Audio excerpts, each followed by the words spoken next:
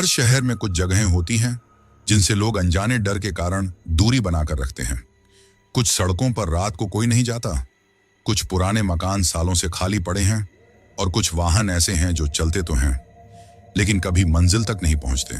दिल्ली से सटे एक छोटे से कस्बे भोंडसी में ऐसी ही एक पुरानी बस है, DL 8P2W1, जो सालों से एक ही रूट पर चलती है।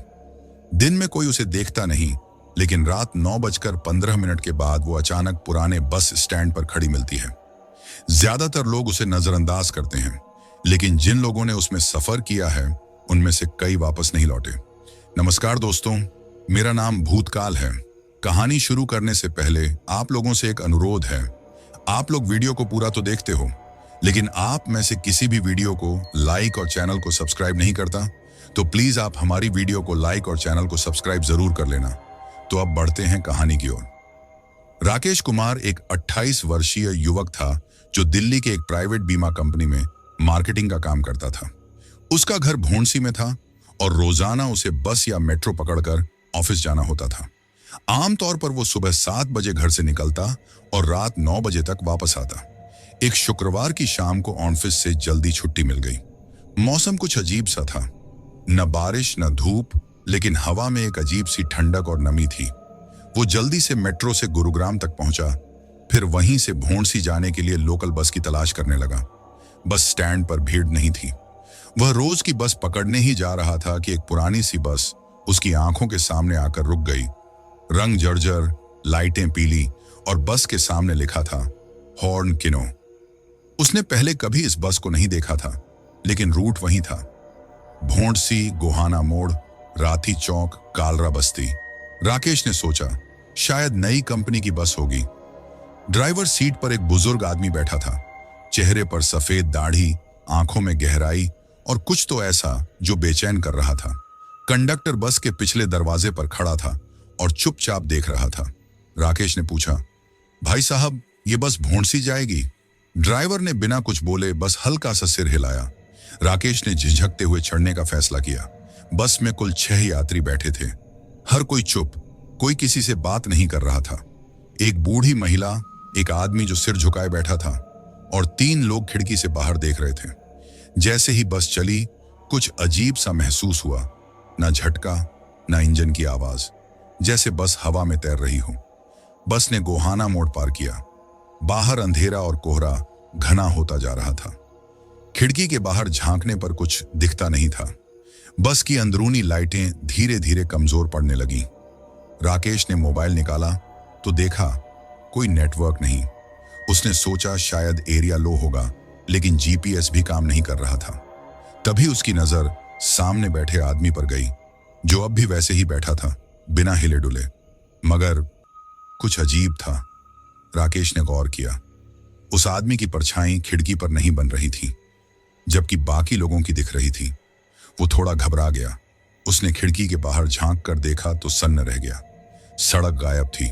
अब बस किसी धुंध में चल रही थी जहां दाएं बाएं कुछ नहीं था। उसे याद आया, ये वही बस है जिसके बारे में कुछ लोगों ने कहा था कि ये रात को दिखती है और कई लोग इसमें चढ़ने के बाद लापता हो गए। उसने उठकर उतरने की कोशिश की, मगर दरवाजा लॉक था। तभी बुजुर्ग महिला जो सबसे पीछे बैठी थी उठकर उसके पास आई और धीरे से बोली, अब उतरना मुमकिन नहीं बेटा, तुमने चढ़ने से पहले उसका चेहरा देखा था ना? राकेश को झटका लगा। किसका चेहरा? महिला बोली, जिसके पास कोई चेहरा नहीं होता, वो हर सफर में एक नया इंसान चुनता है, और आज वो तुम हो। राकेश का पूरा शरीर सुन्न पड़ गया। उसने पलट कर देखा, ड्राइवर की सीट खाली थी, लेकिन बस चल रही थी। राकेश एक पुरानी रहस्यमयी बस में चढ़ गया था, जो शाम 9:15 पर भोंडसी से चलती है। सिग्नल गायब, खिड़कियों के बाहर अदृश्य सड़क और एक ऐसा ड्राइवर जो अब सीट पर नहीं था, फिर भी बस चल रही थी। एक बुजुर्ग महिला ने कहा, जिसके पास कोई चेहरा नहीं होता, वो हर सफर में एक नया इंसान चुनता है, और आज वो तुम हो। राकेश की सांसें तेज हो चुकी थीं। दिल धड़क रहा था जैसे कोई अंदर से उसे बाहर खींच रहा हो। उसने कंडक्टर की तरफ देखा। वो अब सीट पर नहीं था, न कहीं दिखाई दे रहा था। वो बुजुर्ग महिला अब सामने खड़ी थी, उसकी आंखें पनीली थीं, लेकिन उनमें एक अजीब सी दहशत थी। राकेश ने कांपती आवाज में पूछा, आंटी, ये सब क्या है? आप कौन हैं? ये बस क्या है? वो बोली, मेरा नाम शांति देवी है। मैं भी एक बार गलती से इसमें चढ़ गई थी 23 साल पहले। तब से हर शुक्रवार को इसे छोड़ नहीं पाई। क्या मतलब? ये बस समय और मृत्यु के बीच की सीमा पर चलती है। जो इसमें चढ़ जाता है वो या तो इसकी कैदी बन जाता है या फिर खो जाता है, हमेशा के लिए। राकेश डर से हिल गया। उसने कहा, मुझे नीचे उतरना है, मैं घर जाना चाहता हूं। शांति देवी ने गंभीर स्वर में कहा, घर? अब वो जगह तुम्हारे लिए नहीं रही बेटा, अब तुम इसके चुने हुए हो। लेकिन अभी एक तरीका है, बस एक आखिरी मौका। राकेश अब सीटों को ध्यान से देखने लगा। वो छठी सीट जहां वो आदमी बैठा था, जिसकी परछाई नहीं थी, अब खाली थी। अचानक उसे सामने की ओर एक हल्की सी हरियाली की चमक दिखी। बस की गति तेज होती गई और ऐसा लगने लगा जैसे बस किसी अंधेरे सुरंग में प्रवेश कर रही हो। चारों ओर अजीब सी फुसफुसाहटें, रोने की आवाजें और सीटों के नीचे से किसी के रेंगने की खुरचती हुई आवाजें आने लगीं। वो धीरे धीरे बस के पिछले हिस्से में गया। वहां 2 सीटें ऐसी थीं जो पूरी तरह जले हुए लकड़ी की तरह काली पड़ी थीं और उन पर कुछ लिखा था। राकेश ने पसीने पसीने होते हुए पढ़ा, जो भूल गए वो भस्म हो गए, इस बस का टिकट लौटने का नहीं। शांति देवी धीरे धीरे फुसफुसाती आवाज में अपनी कहानी सुनाने लगी। मैं 23 साल पहले इस बस में चढ़ी थी, जब मेरे बेटे का एक्सीडेंट हुआ था और मुझे जल्दी घर पहुंचना था। बस वैसी ही थी, पुरानी, धीमी और रहस्यमयी शांत। मैं भी उसी तरह चढ़ गई। जब होश आया तब तक सब बदल चुका था। बस की खिड़कियों के बाहर समय नहीं था, सिर्फ अंधेरा, और बस के अंदर कुछ आत्माएं थीं, कुछ अधूरी, कुछ खोई हुई। हर सवारी में एक नया व्यक्ति चुना जाता है, जो धीरे धीरे उसके जैसा बनता जाता है। वो जो बस का असली चालक है, वो न जिंदा है न मरा, सिर्फ चेहरा विहीन एक साया। राकेश अब कांप रहा था। तो मैं भी? हाँ, अगर तुम उस सीट पर बैठ गए तो फिर लौटना मुमकिन नहीं, लेकिन उससे पहले एक मोड़ आता है, एक मौका। शांति देवी ने बताया कि जैसे ही बस कालरा बस्ती के पास एक पुराना मोड़ काटेगी, वहां एक फीकी नीली रोशनी दिखाई देगी।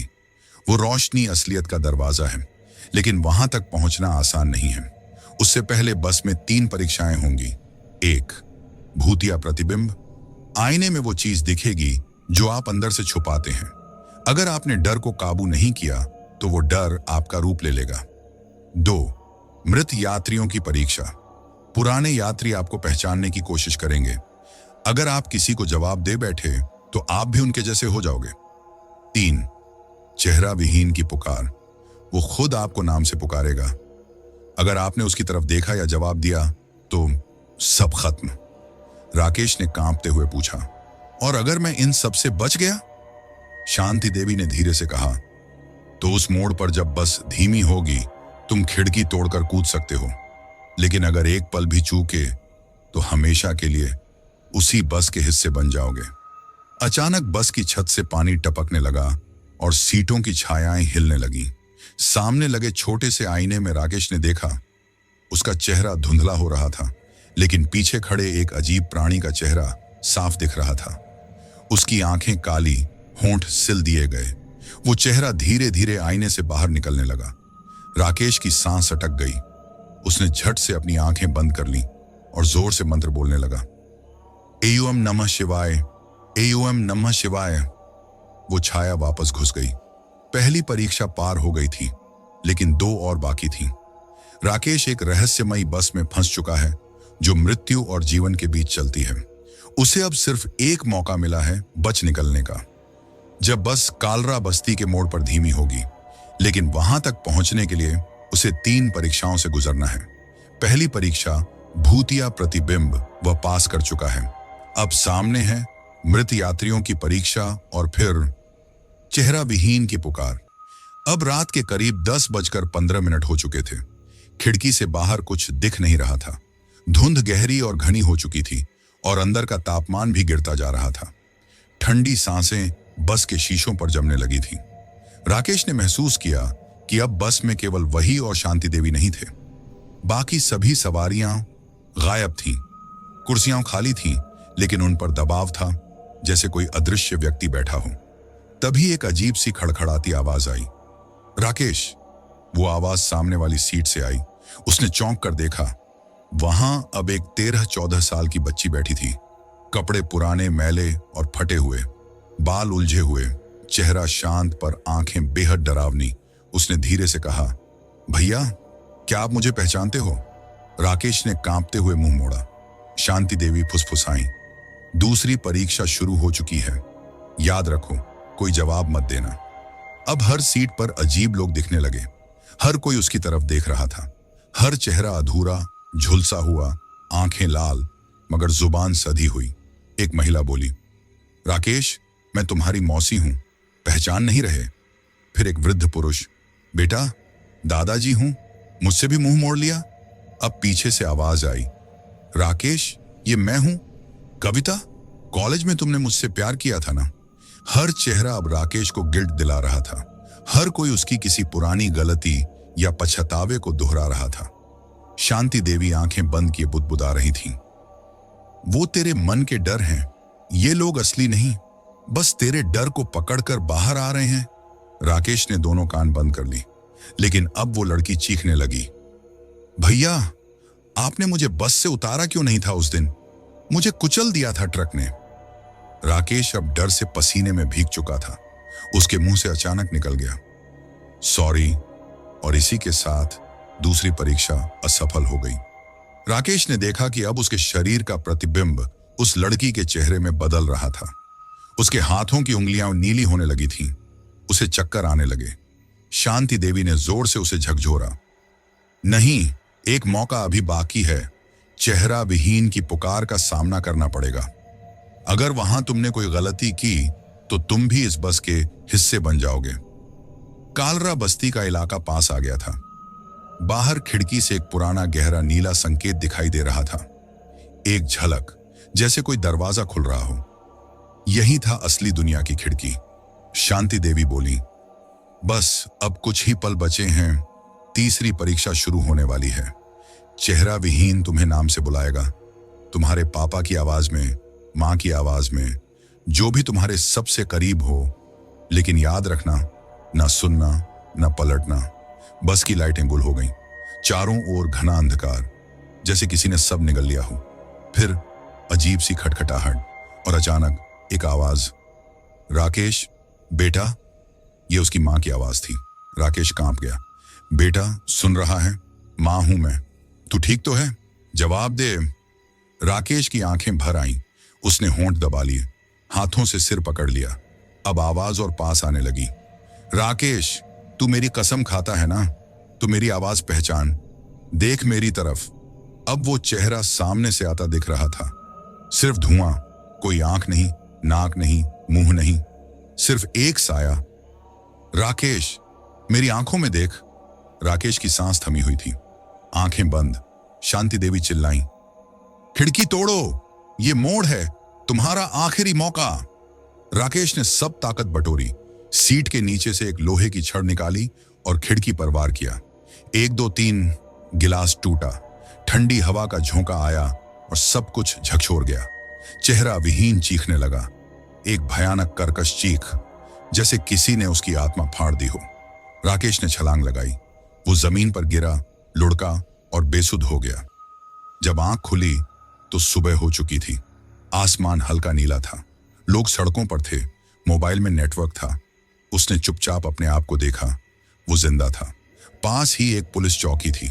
एक सिपाही ने कहा, भाई साहब, आप यहां कैसे गिरे? रात को यहां कोई वाहन नहीं चलता। राकेश ने सिर्फ एक बात कही, बस अब मैं कभी भी देर से घर नहीं लौटूंगा। राकेश जैसे तैसे घर पहुंचा। जिंदगी धीरे धीरे सामान्य हुई, लेकिन हर शुक्रवार रात 9:15 पर उसके घर के पास की सड़क से वही बस अब भी गुजरती है। और अब ड्राइवर सीट पर राकेश दिखता है। राकेश ने डरावनी परीक्षाओं से गुजरते हुए कालरा बस्ती के मोड़ पर खिड़की तोड़कर छलांग लगाई। उसने सोचा कि वह बच गया, लेकिन क्या वाकई? अब वो हर शुक्रवार उस बस के पास देखा जाता है, ड्राइवर की सीट पर। लेकिन असली राज अभी खुलना बाकी है और कहानी का चेहरा अब बदलने वाला है। जिस क्षण राकेश ने खिड़की से छलांग लगाई थी, उसी समय वो दो हिस्सों में बंट गया था।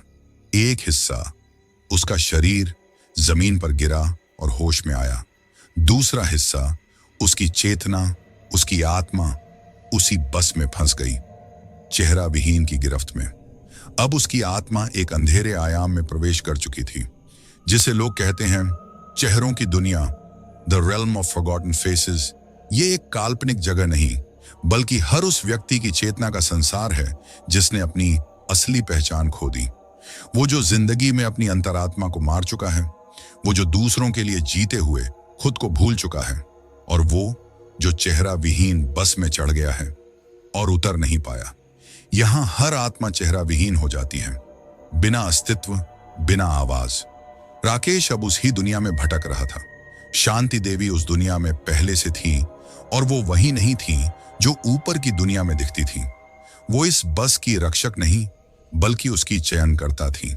हर सफर में वो ही उस व्यक्ति को ढूंढती थी जो सबसे कमजोर मानसिक अवस्था में हो या अपने भीतर डर दबाए जी रहा हो। क्यों? क्योंकि चेहरा विहीन बस को आत्माओं की जरूरत थी, और ड्राइवर की कुर्सी हमेशा खाली नहीं रह सकती।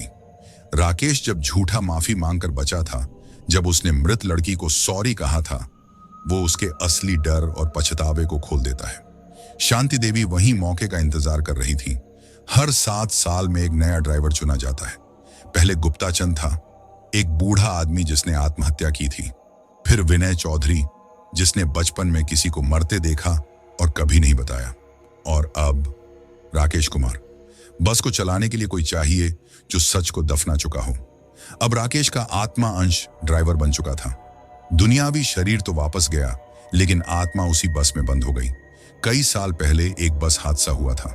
रात 9:15 कालरा बस्ती मोड़ पर 31 यात्री मारे गए थे। ड्राइवर सो गया था, किसी की लाश नहीं मिली। उस मोड़ पर अब भी कई लोग कहते हैं कि रात को कोई पीली लाइट्स वाली बस रुकती है, पर चढ़ने वाला कभी नहीं दिखता और उतरने वाला कभी लौटता नहीं। उस हादसे में एक आत्मा थी जिसे कोई पहचान नहीं सका। वो बिना नाम, बिना रिश्ते की आत्मा, जो अब चेहरा विहीन बन चुकी है। उसने तब से एक सौदा कर लिया। हर 7 साल में मुझे एक नया ड्राइवर चाहिए, और जो मेरी पुकार सुनेगा वो मेरा होगा। शांति देवी उसी सौदे की रखवाली करती है। अब राकेश को 2 अस्तित्वों में जीना है। दिन में वो आम इंसान जैसा काम करता है, लेकिन हर शुक्रवार रात जब घड़ी 9:15 पर वो बस की ड्राइवर सीट पर होता है, अनजाने लोगों को उस रहस्यमयी सफर पर ले जाने के लिए। उसे अब याद नहीं रहता वो कौन है। वो सिर्फ इतना जानता है कि जो चेहरों को पहचानने की कोशिश करता है, वो अपना चेहरा खो बैठता है। पिछले शुक्रवार को एक नया लड़का बस में चढ़ा। उसका नाम था निखिल। वह बहुत देर तक मोबाइल पर लगा था और सही बस में नहीं बैठ पाया। अब वो राकेश की जगह लेने जा रहा है, लेकिन राकेश उसे चेतावनी देना चाहता है। कैसे? वो तो सिर्फ एक छाया है। अब हर बार बस के अंदर एक चेहरा दिखाई देता है खिड़की पर, जो पीछे से हाथ हिला रहा होता है, जैसे कुछ कहना चाहता हो। मत चढ़ो, वापस जाओ। पर कोई नहीं सुनता। राकेश भले ही अपने शरीर को बचा पाया, लेकिन उसकी आत्मा चेहरा विहीन बस की ड्राइवर सीट पर कैद हो गई। अब हर शुक्रवार रात 9:15 पर वो बस फिर से उसी रूट पर चलती है, और उसका अगला शिकार तैयार है, निखिल। स्थान गुरुग्राम बस स्टैंड। समय रात 9:12। निखिल मिश्रा 24 साल का एक सॉफ्टवेयर इंजीनियर, जिसे नौकरी के इंटरव्यू के लिए दिल्ली से भोंडसी जाना था। ऑटो नहीं मिला, उबर भी कैंसिल। मोबाइल की बैटरी 3% पर थी।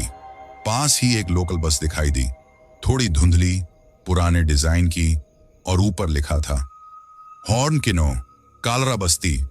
उसे झटका सा लगा, लेकिन उसने ध्यान नहीं दिया। जैसे ही वो बस के पास गया, दरवाजा खुद ही खुल गया। कोई आवाज नहीं, कोई कंडक्टर नहीं। अंदर चढ़ा तो देखा सिर्फ 6 यात्री, सब चुप, झुके हुए। ड्राइवर सीट पर कोई बैठा था, लेकिन चेहरा नहीं दिख रहा था। शायद कोई टोपी पहने था। वो ड्राइवर राकेश था, निखिल ने अपनी सीट ली, मोबाइल निकाला, बैटरी अब 1%। अचानक स्क्रीन पर अपने आप एक नोटिफिकेशन आया, don't look at the mirror, don't listen to your name, from unknown. फिर स्क्रीन ब्लैक हो गई। क्या यह मजाक है? उसने खुद से कहा। तभी पास बैठा एक बुजुर्ग व्यक्ति बोला, अब डरने से कुछ नहीं होगा, यह सफर अब तुम्हारा आखिरी है। निखिल चौंका। वो कोई और नहीं, शांति देवी थी, इस बार एक पुरुष के वेश में। बस चलने लगी। धीरे धीरे खिड़कियों से बाहर का दृश्य गायब होने लगा। अब चारों ओर सिर्फ धुंध और काली हवा थी। निखिल ने ड्राइवर की सीट की ओर देखा। ड्राइवर का चेहरा शीशे में पड़ा था, उल्टा, बिना आंखों का, सिर्फ काली गहराई। और तभी खिड़की पर एक छाया हाथ हिला रही थी। वो राकेश था। होठों से कुछ कहने की कोशिश कर रहा था, लेकिन शांति देवी ने उसका हाथ पकड़ लिया। बहुत देख लिया बेटा, अब सफर पूरा करना ही होगा। निखिल अब राकेश की तरह 3 भयानक परीक्षाओं से गुजरने वाला था। 1, भूतिया प्रतिबिंब। आईने में उसने देखा, उसका अपना चेहरा किसी और में बदल गया। वही लड़की जो बचपन में स्कूल से लौटते समय गायब हुई थी। भैया, मुझे घर छोड़ने क्यों नहीं आए थे? निखिल ने आंखें मूंद ली। तू, मृत यात्रियों की पुकार, हर सीट पर पुराने चेहरों की झलक। कॉलेज टीचर, पिता, माम, सब कह रहे थे, बेटा अब तो पहचान ले। निखिल ने कानों में उंगलियां डाल ली, किसी को जवाब नहीं दिया। 3, चेहरा विहीन की पुकार। सबसे भयानक क्षण, अब बस में आवाज गूंजने लगी, निखिल बेटा, मैं मां हूं, मेरी बात सुन। निखिल, भैया, कविता हूं, देख मेरी आंखों में। वो कंपा गया, आंखें बंद कर ली, लेकिन अब खिड़की से बाहर दिख रही थी।